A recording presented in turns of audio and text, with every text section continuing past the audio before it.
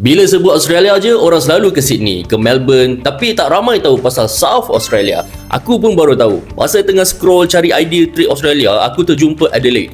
Bandar dia nampak tenang, tak crowded, tapi hidup. Ada tram, halal food and pasar lokal macam Central Market.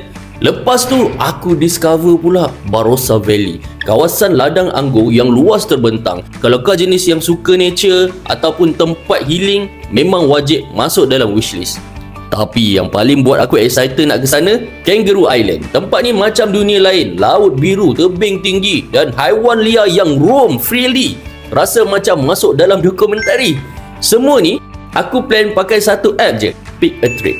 Tiket flight, hotel, aktiviti, semua tu dalam satu app. And ada promo code lagi. Kalau korang guna kod ni, korang boleh dapat RM100 off for flight, RM100 off for hotel, even activity. South Australia ni memang hidden gem. Ramai tak tahu, aku pun sendiri tak sabar nak jejak kaki ke sana.